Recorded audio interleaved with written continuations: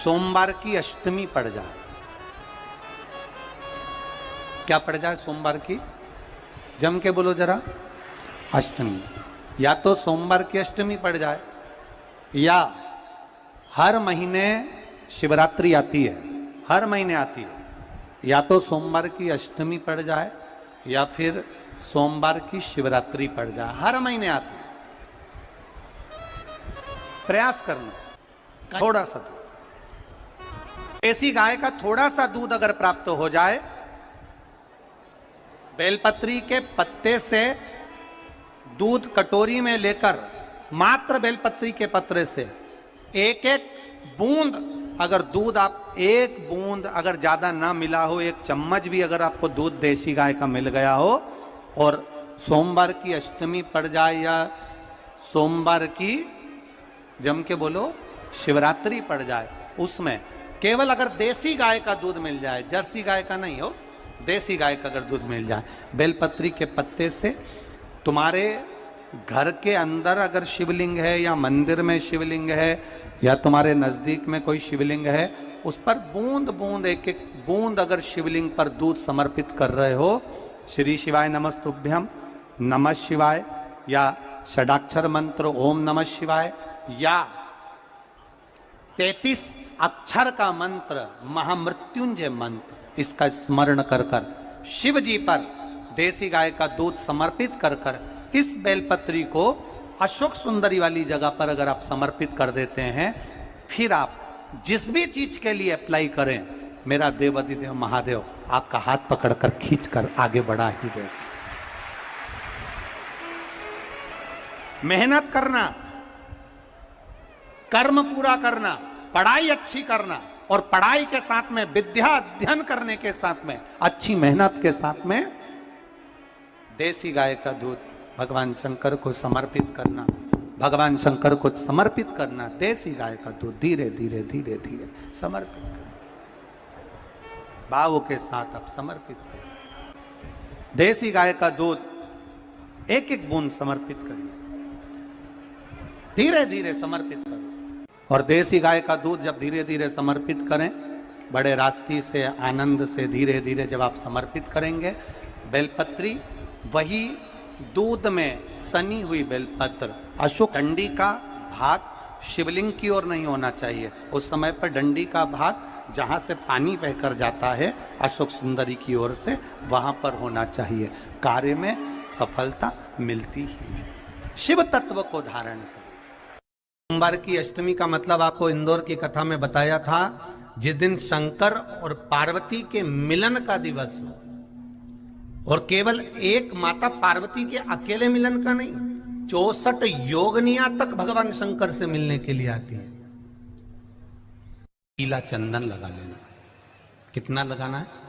बीच वाला जो पत्ता है उस पर पीला चंदन। जब आपको लगे कि मेरा जीवन बहुत कष्टमय है, अब ये रोग, अब ये कष्ट दूर ही नहीं हो रहा, अब ये आए दिन तकलीफ पर तकलीफ बढ़ती जा रही है, आए दिन रोग, बीमारी, पैसा घर में बच नहीं रहा, बहुत कष्टमय जीवन है, इसमें लगाओ पीला चंदन बेलपत्री की बीज पत्ती पर।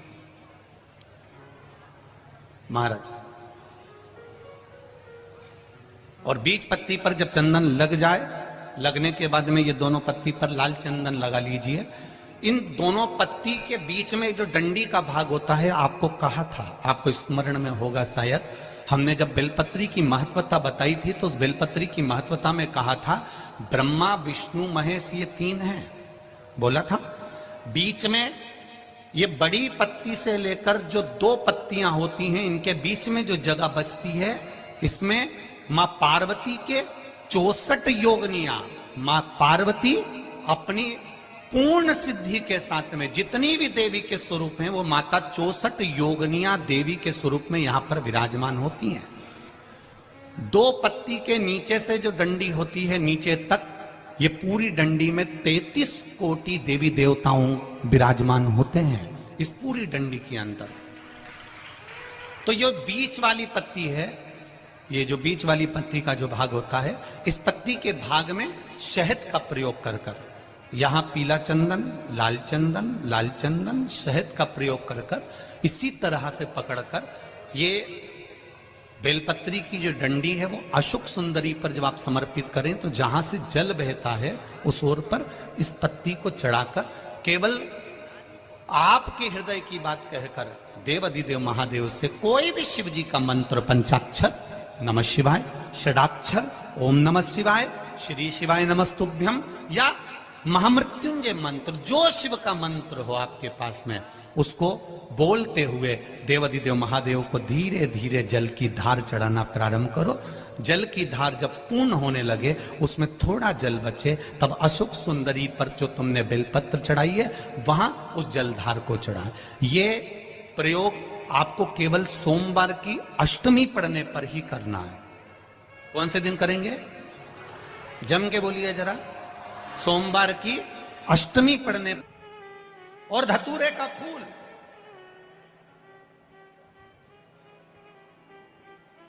कांटे वाला धतूरा और उसमें लगने वाला एक पुष्प, आस्था चैनल पर आप लोग देख रहे होंगे धतूरे के फूल का दर्शन।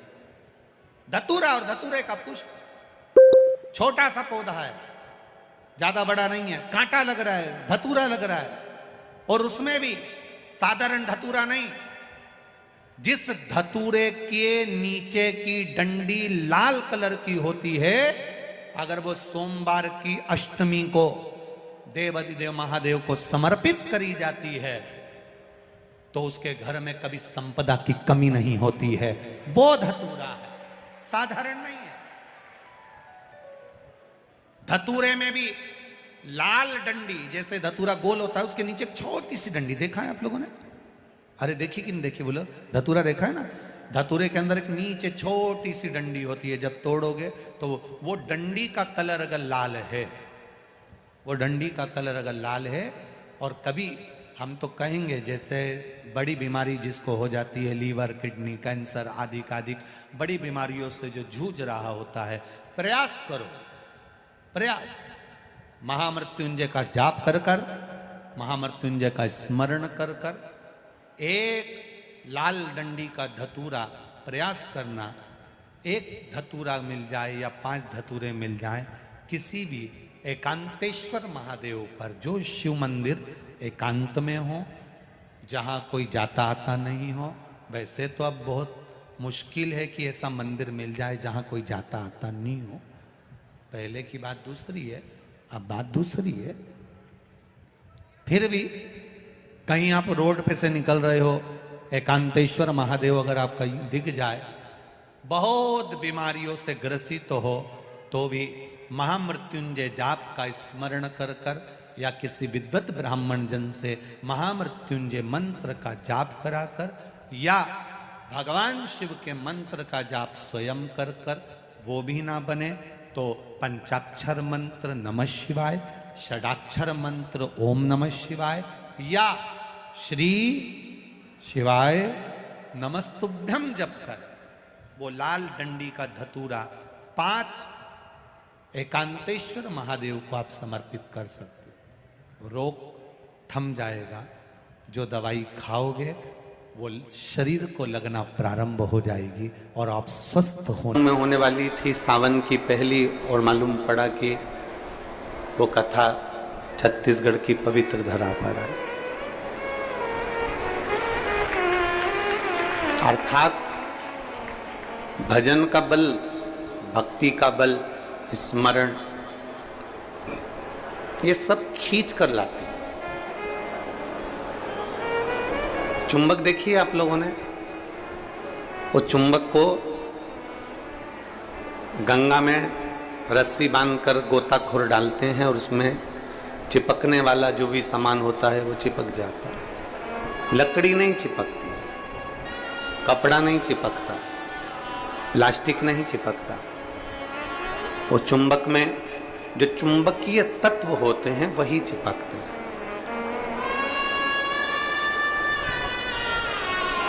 हम तो ये मानते हैं कि सावन के महीने में भी भोलेनाथ एक, जैसे लोग गंगा जी में चुंबक फेंकते हैं और उसमें जो चिपक गया वो चिपक गया, उसी तरह भोलेनाथ भी सावन के महीने में शिव महापुराण रूपी चुंबक को डालकर हिलाते रहते हैं। किसके भाग्य में है और कितने लोग चिपक सकते हैं ये उसी को मालूम है।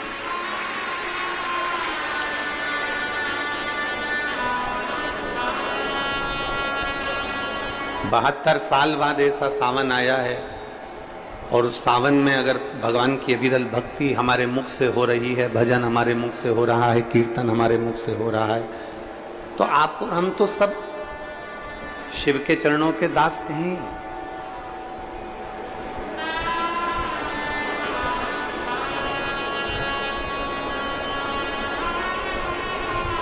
कहते हैं, शिव महापुराण की कथा कहती है, नौकरी ऐसी होना चाहिए, सर्विस ऐसी होना चाहिए जहां जाने का मन करे। ऑफिस में तुम बैठते हो और दिन भर क्लेश मचे, फाइल तुम पढ़ते हो और फाइल उठाते से तुम्हारे को मानसिक टेंशन आ जाए, जरा जरा सी बात में चिंता खड़ी हो जाए, तो वो ऑफिस जाने का मन नहीं करता, नौकरी पर जाने का मन नहीं करता। नौकरी ऐसी हो जहां जाने का मन करे, और घर ऐसा हो जहां वापिस आने का मन करे। तो समझ, घर में अगर क्लेश हो रहा है, बहुत अशांति हो रही है, बहुत लड़ाई हो रही है, बहुत विवाद हो रहा है, कहीं सास का मुंह फूला रहे, कहीं बहू का मुंह फूला रहे, कहीं बेटे का, कहीं बेटी का, कहीं माँ का, कहीं पिता का, कहीं भाई, कहीं बंधु, इनके मुंह फूले रहे, तो घर में आने का मन नहीं करता। पत्नी का दिन भर मुंह फूला रहेगा तो पति का घर आने का मन नहीं करेगा। माँ बाप का अगर मुंह फूला रहेगा तो बच्चों का घर आने का मन नहीं करेगा।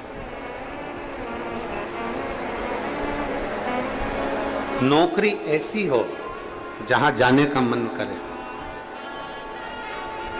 मन करे आपका कि मुझे बड़े उत्साह से जाने हैं। एक प्रश्न आपसे पूछते हैं, उम्मीद है कि आप लोग उत्तर अच्छा देंगे। हमने भी पढ़ाई करी, आपने भी पढ़ाई करी, हमने भी विद्याध्ययन करा, आपने भी विद्याध्ययन करा। जब स्कूल में पढ़ते थे, मैथ का सब्जेक्ट आता या साइंस का आता, इंग्लिश का आता, कोई सब्जेक्ट जब सामने आता, तो कोई कोई टीचर इतना अच्छा होता था कि उसके सब्जेक्ट में भले मन ना लगे पर उसके सब्जेक्ट में बैठने का मन जरूर करता था। बोलो सही है कि गलत? बोलो सही है कि गलत? और कोई कोई टीचर ऐसा होता था कि उसके सब्जेक्ट में जाने का मन नहीं करता था।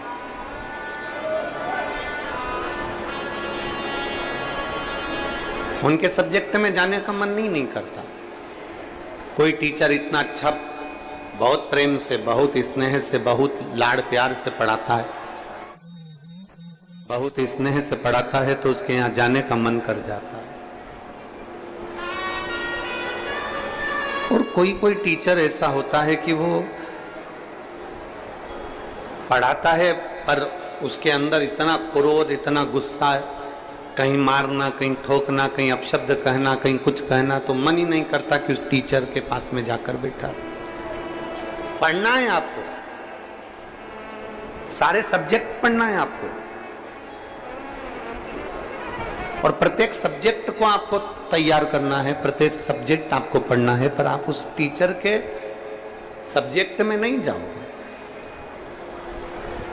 प्रत्येक सब्जेक्ट आपको पढ़ना है, प्रत्येक सब्जेक्ट आपको धारण करना है, पर आप उसके सब्जेक्ट में नहीं पहुंचोगे। बस जैसे स्कूल में कोई टीचर अच्छा है तो उसके सब्जेक्ट को पढ़ने के लिए आप जरूर जाते हो, उसी तरह नौकरी ऐसी हो जहां जाने का मन करे आपका।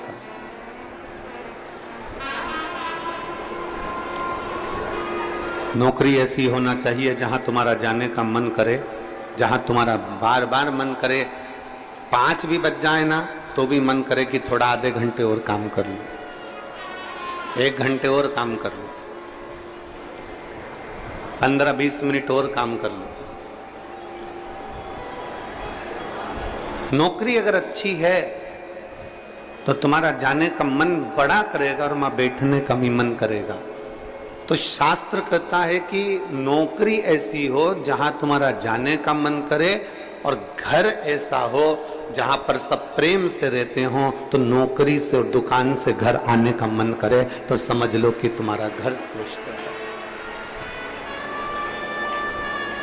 तो समझिए कि उसमें तुम्हारी श्रेष्ठता है।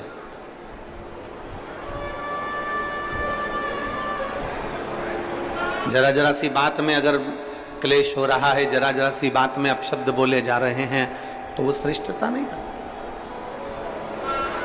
लोरमी वालों ने भी बहुत व्यवस्था कर रखी थी, परंतु कीचड़ इतना है, मिट्टी काली है, पानी पड़ा हुआ है, इसलिए प्रशासन भी उस चीज को हाँ नहीं भर पाया, क्योंकि उनको दिखता है कि इतना लाखों में। अब आप देखिए कि 3 पंडाल बड़े बड़े डूम भरे पड़े हुए हैं, उधर भी बाहर भक्त हैं, उधर भी बाहर भक्त हैं, और इधर देखोगे तो चारों तरफ बाहर पूरे के पूरे भक्त भरे पड़े हुए हैं। प्रशासन भी ये चीज देखता है कि इतने शिव भक्त आएंगे तो वो आराम से कथा सुने, आराम से रहें, आराम से खाएं, आराम से अपना भजन कीर्तन करें और आराम से कथा श्रवण कर कर अपने अपने घर को जाएं, किसी को कोई कष्ट ना हो। ये प्रशासन भी देखता।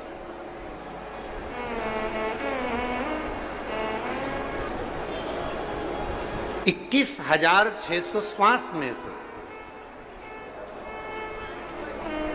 21,600 श्वास जो चल रही है, उसमें से जितनी श्वास हम परमात्मा को दे सकते हैं उतना दीजिए। हम जितना भजन कर सकते हैं उतना भजन करें, हम जितना स्मरण कर सकते हैं उतना स्मरण करें।